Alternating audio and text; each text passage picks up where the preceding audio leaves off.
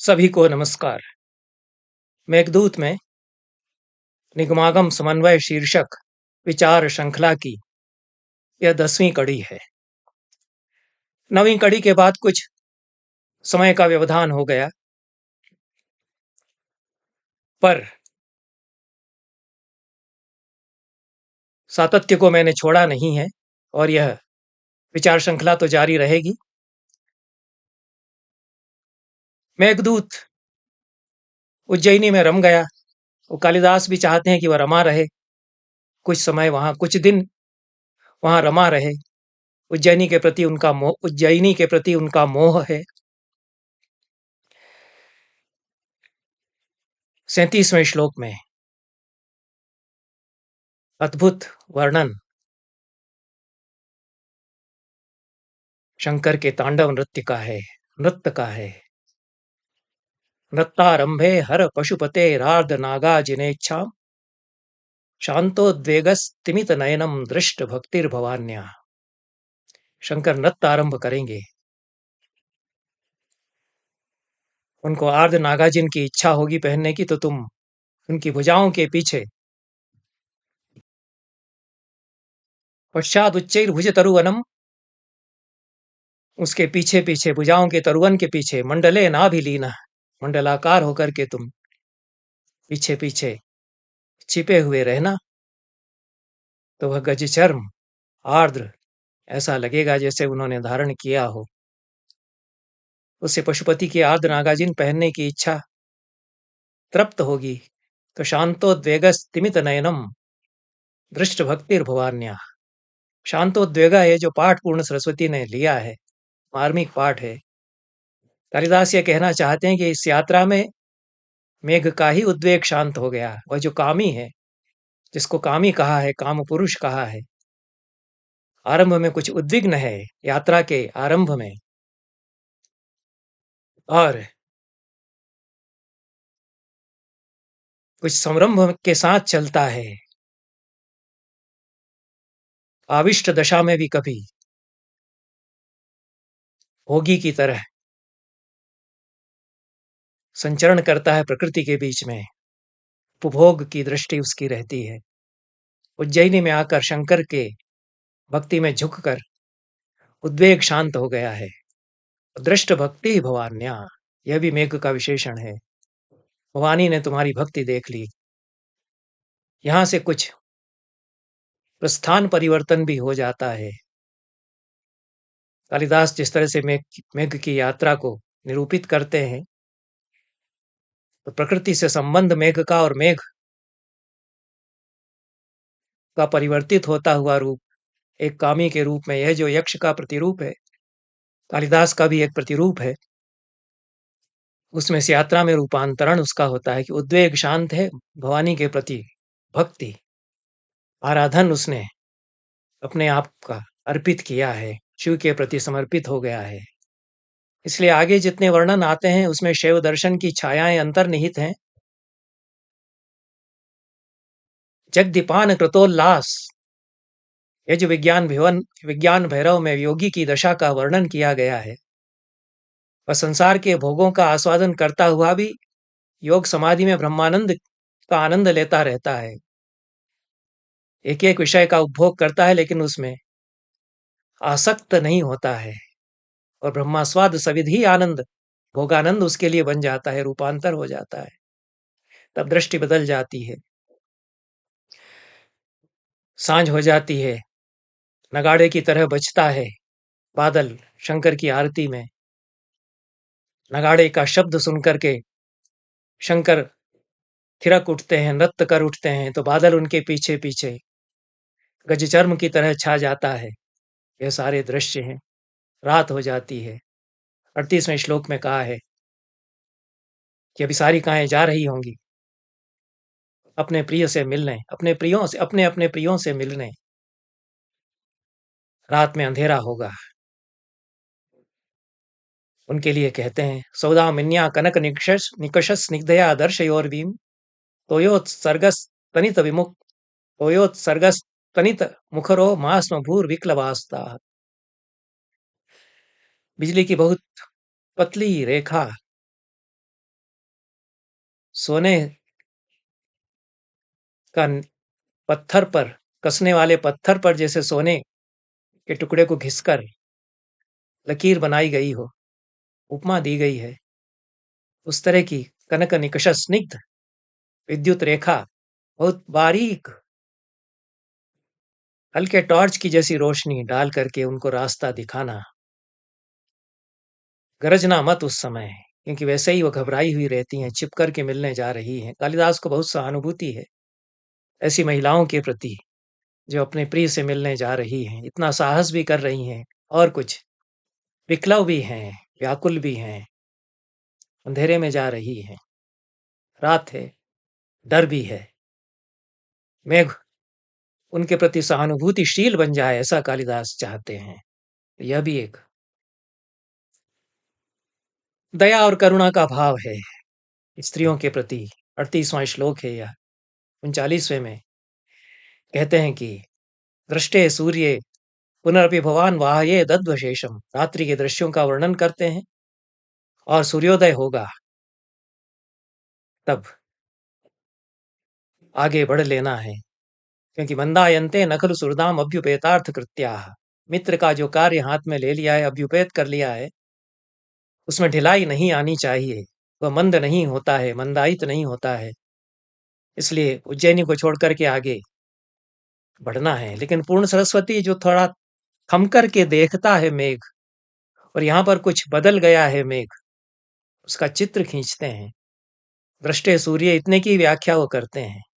सूर्य दृष्टे इति न तरुणोदय मात्रे, इतनी जल्दी मत करना कि भोर की लाली छा जाए उसी में निकल पड़ो, मुंह अंधेरे ही निकल पड़ो।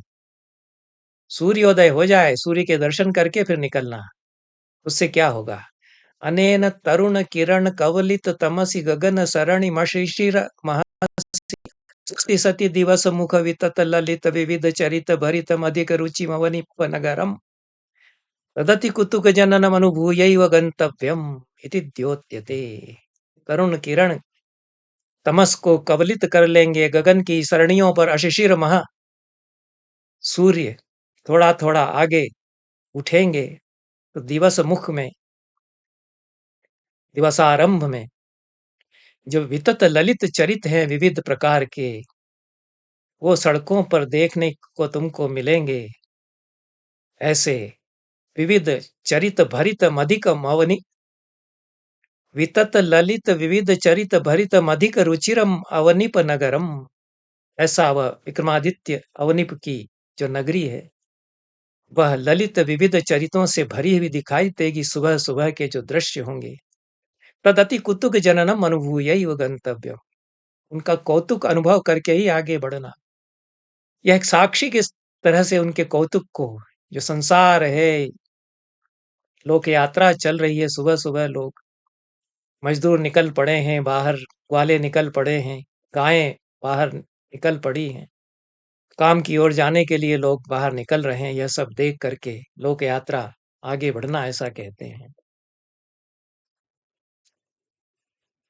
40वें श्लोक में तो फिर आगे तेजी से बढ़ जाना, यही भाव है। पंडिता नायिकाओं के आंसू पहुंचने के लिए प्रणयी लोग अन्यत्र रात्रि बिताकर अपने अपने घर लौट रहे होंगे, यह भी एक दृश्य होगा, इसको भी देखते हुए आगे बढ़ना है। इसलिए अब सरपट आगे बढ़ लेना, क्योंकि सूर्य का रास्ता अब मत छेकना, क्योंकि उसको भी तो नलिनी के कमल वदन से तुषार के आंसू पहुंचने के लिए अपनी किरण नीचे तक फैलानी ही है।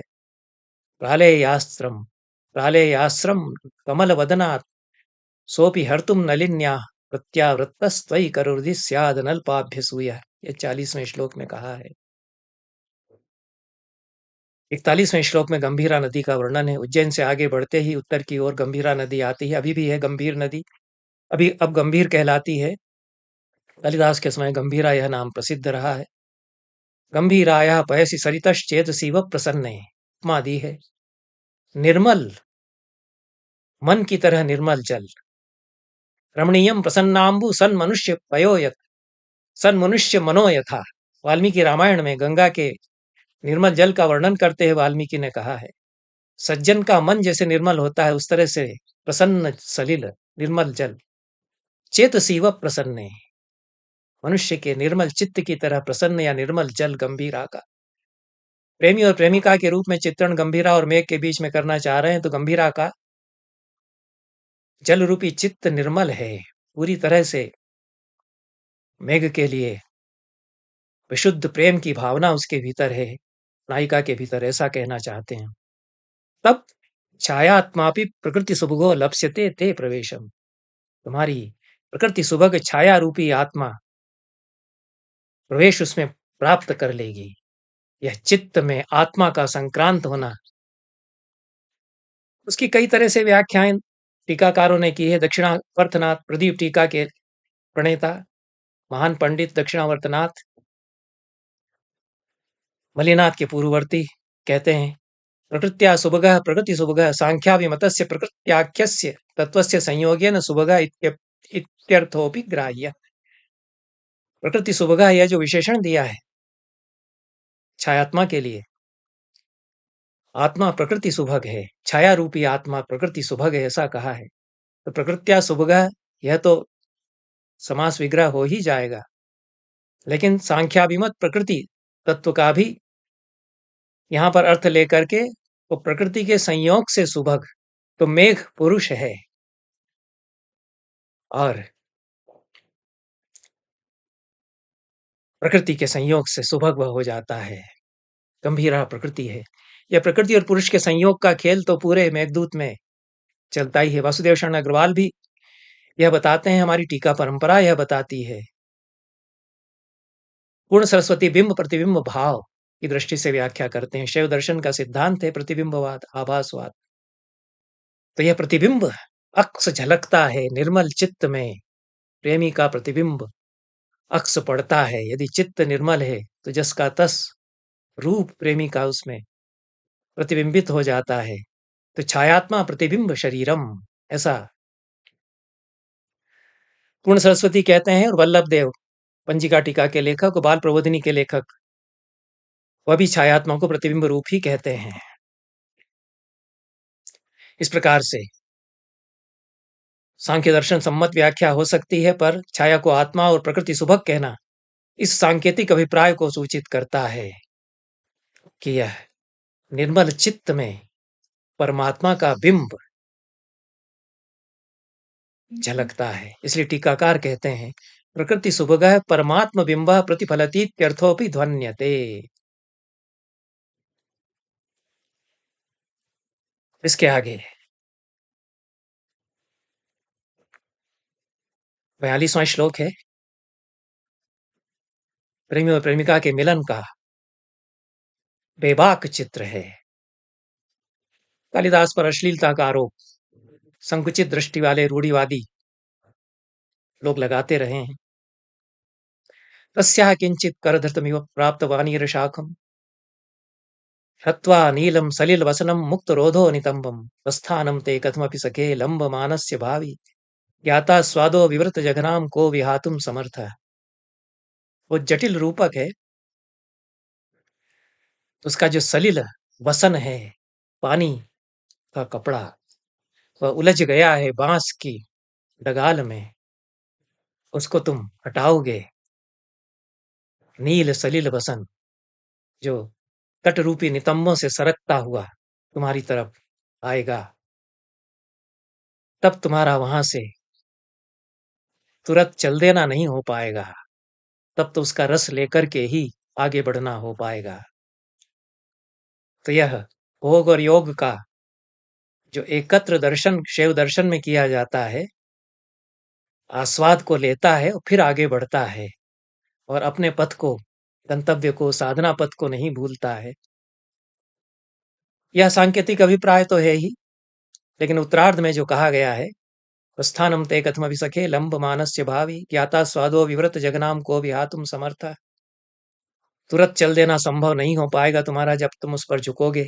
नायिका गंभीरा नदी रूपी नायिका, उसका सलिल वसन कुछ खिसका हुआ है, बांस की डगाल में कुछ उलझा हुआ है।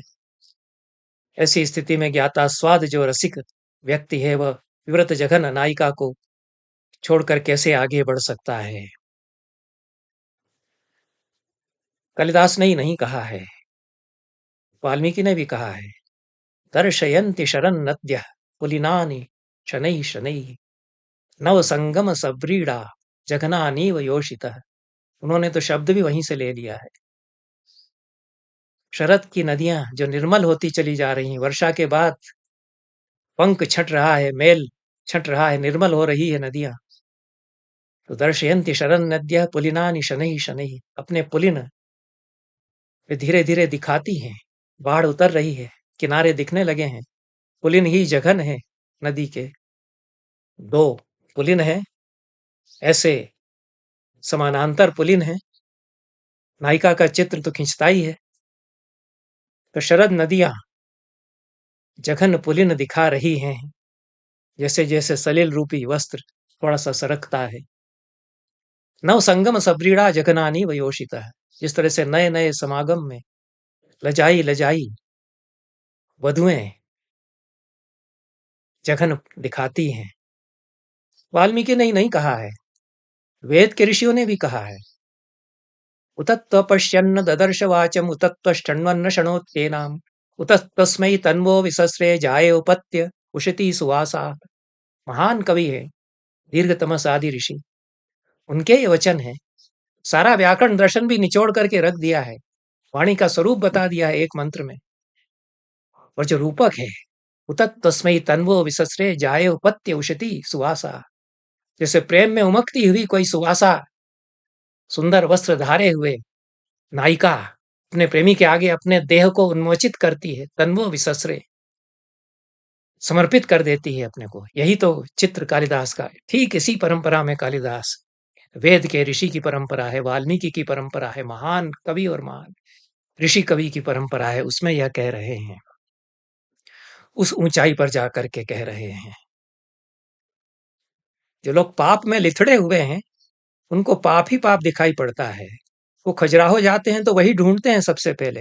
मैंने कहा कि ये वहां पर 1 लाख मूर्तियां होंगी, उसमें मिथुन मूर्तियां कितनी हैं? 100 है, 150 200 होंगी।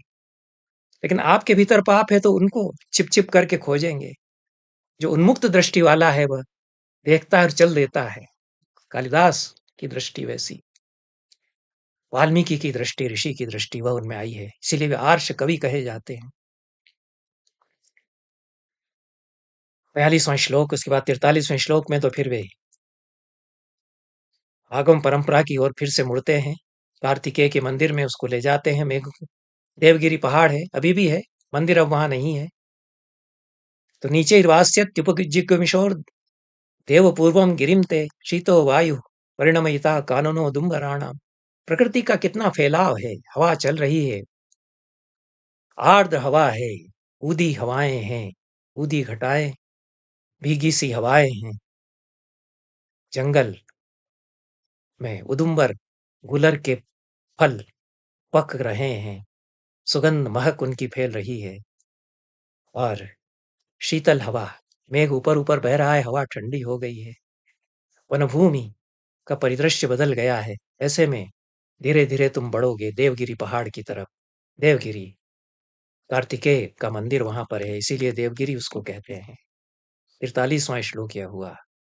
तत्र स्कंदम नियत वसतिम पुष्पमेघी कृतात्मा पुष्पासारे स्नपेतु भवान व्योम गंगा जलार्द्रैः रक्षा हेतोर नव शशिभृता वासवीनाम चमूनाम अत्यादित्यम हुतवह मुखे समृतम तद्धि तेज। वहां पर स्कंद विराजमान है, कार्तिकेय देवता, उनका मंदिर है, वह वहां विराजमान है। अपनी बूंदे तुम उस पर, उनके ऊपर अभिषेक के लिए धीरे धीरे बौछार करोगे तो पुष्प मेघ तुम बन जाओगे, जैसे फूलों की वर्षा तुम उन पर कर रहे हो।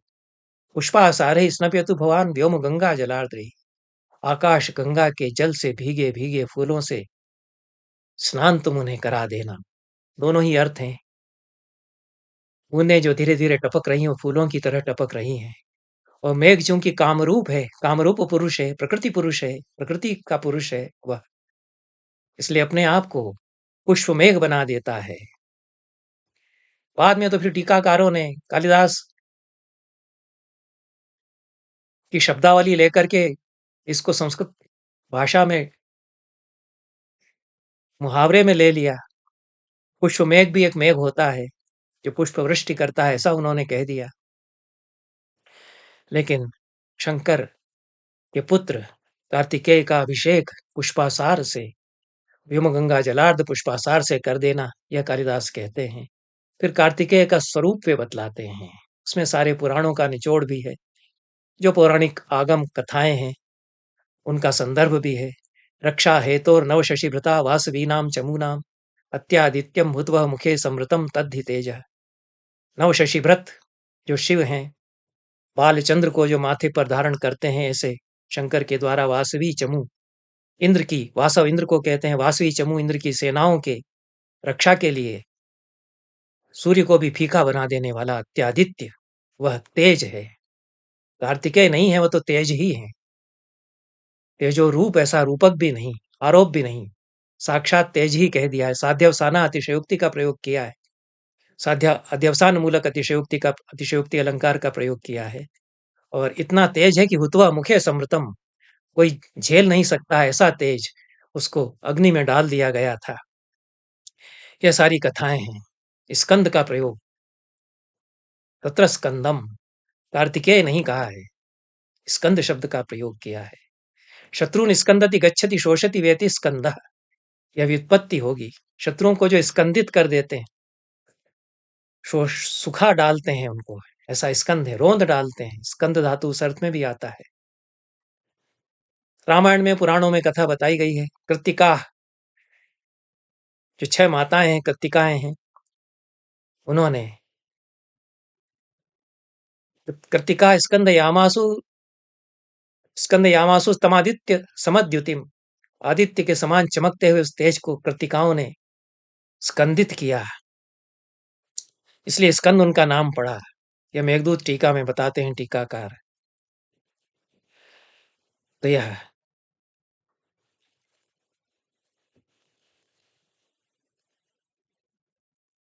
अत्यादित्य तेज कहा है स्कंद को, आदित्य को भी अतिशयित कर देने वाले तेज रूप वे, तेजो रूप वे हैं स्कंद।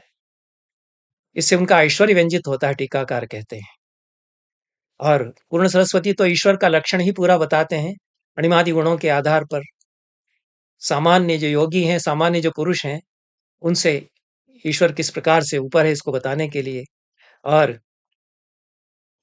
कारण गुण प्रक्रमेण कार्य गुणारंभ, इस नियम के अनुसार ईश्वर के गुणों की स्थापना, ईश्वर का ही तेज यदि संभृत किया जाए तब वह ईश्वर रूप होगा। तो इसलिए अत्यादित्यम हुत्वा मुखे समृतम तद्धि तेज, यह ईश्वर का ही तेज था, इसलिए ईश्वर रूप था। वह तेजो रूप ही रहा, तेज का तेज ही रहा, ऐसा। दूसरी तरफ नव शशि भ्रता कहा है, चंद्रमा को जो मस्तक पर धारण करते हैं।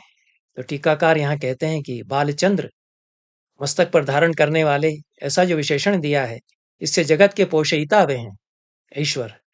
तो तेज, प्रज्वलित होता हुआ तेज भी वे हैं, और जगत का पोषण करने वाला, शांति प्रदान करने वाला, यह रूप भी उनका है।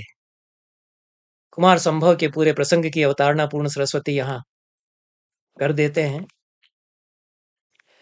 कहते हैं कि तेजः न तो तेजस्वी, तेजः कहा है कार्तिकेय को, तेजस्वी नहीं कहा है। अनेन तेजो घनत्वम द्योत्यते, तेजो घन वे हैं, सघन होकर के गुम्फित हो गया है तेज उनमें।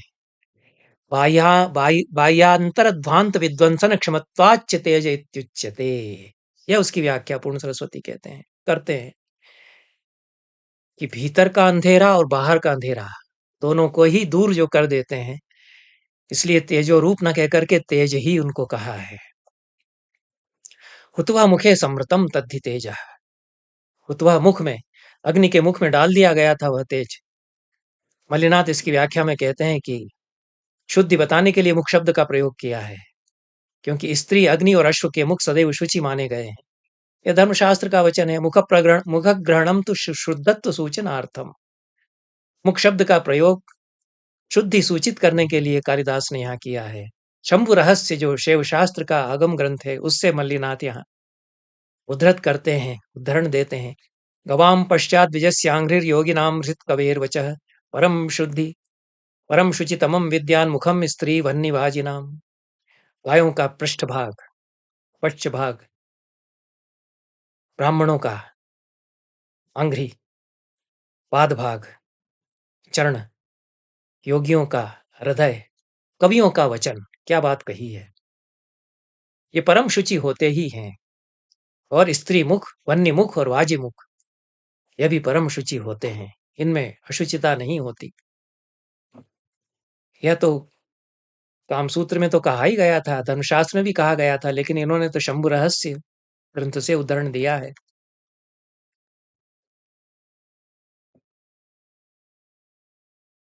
मल्लिनाथ यह भी कहते हैं कि यह जो पुष्पासार के द्वारा कार्तिकेय का पूजन मेघ से करा दिया है कालिदास ने, यह स्वयं पूजा का उदाहरण है। पूजा के आगमों में जो प्रकार बताए हैं वो 3 प्रकार हैं। यदि अपने किसी सहोदर भाई या आत्मज व्यक्ति, अपने किसी सहोदर भाई के द्वारा या आत्मज के द्वारा या व्यक्ति स्वयं किसी देवता की पूजा करता है, सहोदर भ्राता के माध्यम से या पुत्र के माध्यम से या स्वयं यदि करता है तो उत्तम पूजा है। इसलिए स्वयं पूजा करना चाहिए। जो नहीं कर पाते हैं, असमर्थ हैं, अक्षम हैं, कमजोर हैं, वो करवाते रहें दूसरों से। हम तो नित्य पूजा करते हैं, प्रतिक्षण पूजा है, वाणी की पूजा हम करते हैं। किसी पुरोहित के द्वारा याजन करवाना अधम श्रेणी की पूजा है। अपने भृत्यों से, जो उपाध्याय पुरोहित आदि हैं, उनसे पूजा कराता है तो मध्यम श्रेणी की पूजा है। और पुरोहित के द्वारा याजन करवाना अधम श्रेणी की पूजा है। ये आगम बताते हैं। शंभु रहस्य का उदाहरण देते हैं मल्लिनाथ यहाँ। स्वयं यजति चेत देवम उत्तमा सोदरात्मजयी मध्यमा चेद्यजय भृत्यैरधमा याजन प्रिया। स्वयं यज्ञ करता है देवता का, सोदर और आत्मजों से करवाता है तो उत्तम पूजा है। भृत्यों से इज्जा पूजन करवाता है तो मध्यमा है। और याजन यज्ञ क्रिया जो पुरोहितों से करवाता है वह अधम क्रिया है। फिर अभिषेक करा दिया है कालिदास ने यहाँ। शिव अभिषेक प्रेमी है, हरि अलंकार प्रेमी है। पूर्ण सरस्वती बताते हैं अभिषेक प्रियाणाम न कृतमत्यंतम प्रियम त्वया। नीलकंठ दीक्षित गंगावतरण महाकाव्य में कहते हैं भगीरथ बहुत हाथ जोड़ करके गिड़गिड़ा करके प्रार्थना करते हैं कि गंगा को किसी तरह आप झेल लीजिए। तो शिव हंस करके कहते हैं ये तो अच्छा है, हमको तो अभिषेक बहुत अच्छा लगता है। गिरेगा पानी हमारे ऊपर, गंगा नदी आएगी तो हम तो अभिषेक पसंद करते हैं, मस्तक पर हमारे जल गिराया जाए हमको अच्छा लगता है। तो शंकर तो अभिषेक पसंद करते हैं। विष्णु अलंकार प्रेमी है, अलंकरण पसंद करते हैं। इसलिए पूर्ण सरस्वती कहते हैं सुरभित सुर तरु कुसुम सहचरित शुचि शिशिर गगन सरिदुदक स्नपने भगवतः प्रसादातिशय लाभ।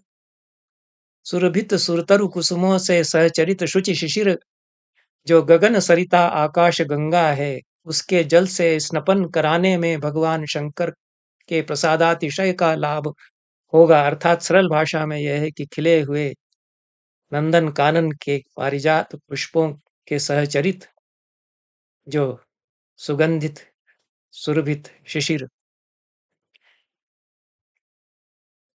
गगन सरिता आकाश गंगा का सलिल है, उससे स्नान अभिषेक कराने पर शंकर प्रसन्न होंगे। भरत मल्लिक आगे कहते हैं शंकर के लिए सच पुष्प जले नैव स्नप्यते इति किंजल्क जल योगाय जलार्द्रैरित्युक्तम। पूजा विधि शिव की बताते हुए कहते हैं कि केवल जल से अभिषेक करने से उतना प्रसन्न नहीं होते हैं। फूल यदि उसमें है, पुष्पों से सुरभित है जल, और अधिक प्रसन्न होते हैं। सच पुष्प जले नैव स्नप्यते इति किंजल्क जल योगाय जलार्द्रैः। पुष्पासारे स्नपयतु भवान व्योम गंगा जलार्द्रैः, ऐसा जो कह दिया है तो पुष्पासार से स्नान करा देना जो व्योम गंगा से जलार्द्र होगा। तो उसके लिए पूजा विधि का उदाहरण देते हुए, संदर्भ देते हुए भरत मल्लिक कहते हैं कि शिव जो है अभिषेक तो उनका किया जाता है जल से, लेकिन फूलों से सुरभित जल से किया जाता है वह अधिक उचित होता है। किंजल के जल के योग के लिए जलार्द्र ऐसा कहा है। फिर भरत मल्लिक बताते हैं कि तत्रापि स्कंदस्य गंगा प्रभुवत्वात् तज्जल प्रीत्यतिशयात् गंगोल्लेखः। स्कंद तो गंगा से निकले, पहले गंगा में शिव का जो तेज है वह डाल दिया गया, गंगा से नहीं झेला गया तो उन्होंने किनारे पर उछाल दिया, तो फिर अग्नि में स्थापित किया गया, फिर कृतिकाओं ने उसको स्कंदित किया। यह सब जो पुराणों में कथाएं आती हैं, तो स्कंद चूंकि गंगा से भी निकले हैं, इसलिए गंगा के जल से, व्योम गंगा के जल से स्नान कराने से और भी अधिक प्रसन्न वो होंगे, इसलिए गंगा का उल्लेख, व्योम गंगा का उल्लेख किया गया है। बाकी जो कथा है पुराणों में प्रसिद्ध है, वहां देख लेना चाहिए। स्कंद की उत्पत्ति तारकासुर के नाश के लिए बताई गई है। कश्यप और दोनों के पुत्र वज्रांग असुर के पुत्र थे। तारकासुर, माता उनकी वरांगी थी, और वज्रांग ने तारकासुर को पुत्र के रूप में प्राप्त किया इंद्र का नाश करने के लिए। तारकासुर ने ब्रह्मा की आराधना करके वर प्राप्त किया कि 7 दिन के बालक को छोड़ करके मेरा कोई युद्ध में वध नहीं कर पाएगा, मुझे नहीं हरा पाएगा। तब तपस्या पार्वती की और साधना योगी राज शिव की, उसके परिणाम स्वरूप कार्तिकेय का जन्म हुआ, जिन्होंने 7 दिवस की आयु में ही देवताओं का सेनापतित्व प्राप्त किया। इत्यादि कथाएं हैं। कुमार संभव का जो उत्तर भाग है, प्रक्षिप्त भाग, उसमें भी ये बताई गई है।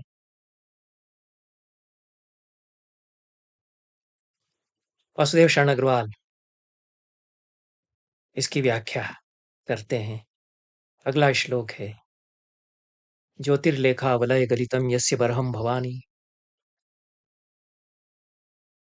पुत्र प्रेमणा कुवलय दल प्रापि कर्णे करोति भौतापांगम हर शशि रुचा पावके स्तम मयूरम पश्चादग्रहण गुरुभिर्गर्जितैर्नर्तयेथा।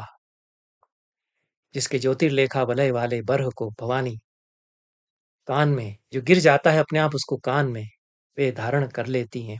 पुत्र प्रेमणा कुवलय दल प्रापि कर्णे करोति, कुवलय दल के योग्य जो उनके कान हैं, नील कमल से अलंकृत होने के योग्य जो उनका कान है, उसमें वे मयूर पंख खोस लेती है, क्योंकि वह मयूर पंख कार्तिकेय के वाहन मयूर के बरह से गिरा हुआ है। निसर्ग का, प्रकृति का और देवताओं का संबंध है। मयूर नाच रहे हैं, प्रकृति थिरक रही है, बरह जो गिर जाता है, शिकार करके बरह प्राप्त नहीं किया जा रहा है, अपने आप जो प्रकृति ने दे दिया है उससे श्रृंगार हो रहा है। सुबोधाकार भरत मल्लिक कहते हैं कि पार्वती और शिव दोनों की प्रसन्नता यहाँ बता दी गई। मेघ के द्वारा अभिषेक करा दिया गया उनके पुत्र का। पार्वती प्रसन्न है, शिव तो प्रसन्न है ही, और पार्वती के दर्शन फिर वहां हो जाएंगे, जो कि अपने पुत्र के प्रेम के कारण वहां आती हैं, और उस बरह को जो गिर गया है कार्तिकेय के वाहन मयूर का, उसको अपने कानों में सजा लेती हैं। वासुदेव शरण अग्रवाल इस सारी आगम परंपरा के अनुसार व्याख्या करते हुए कहते हैं कि पार्वती सुषुम्ना नाड़ी है, हिमालय मेरुदंड है, मेरुदंड में 6 चक्र और 37 अस्थि पर्व हैं। सुषुम्ना नाड़ी का स्थान मेरुदंड के पर्वों के भीतर है, वह मस्तिष्क से होती हुई मूलाधार चक्र तक जाती है। सुषुम्ना आनंद की संज्ञा है। सुई अभिशवय धातु से सुम्न निष्पन्न होता है, यह अभिशव तो यहाँ भी है। षटचक्र भेदन से कार्तिकेय का जन्म होता है, इसलिए उन्हें षडानन कहा गया है। यह एक व्याख्या है। शाण मातुरा शक्तिधरा ये नाम आते हैं, 6 माताएं उनकी हैं, लेकिन यहाँ परंपरा पार्वती और शिव का जो तांत्रिक रहस्यों में स्वरूप है उसके अनुसार बताई जा रही है। यह षटचक्र भेदन के पश्चात ही कार्तिकेय जन्म ले सकते हैं, ऐसा बताया गया। यहीं तक रहने देते हैं। 44 श्लोक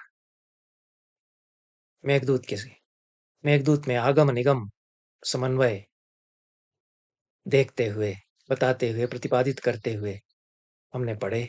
45वें श्लोक का पुत्र प्रेमणा कुवलय दल प्रापि कर्णे करोति, इसका बहुत संक्षेप में उल्लेख किया। 45वें श्लोक तक यह यात्रा मेघदूत में आगम निगम परंपराओं के समन्वय की आई है। आगे भी यथासंभव इसको जारी रखेंगे। धन्यवाद।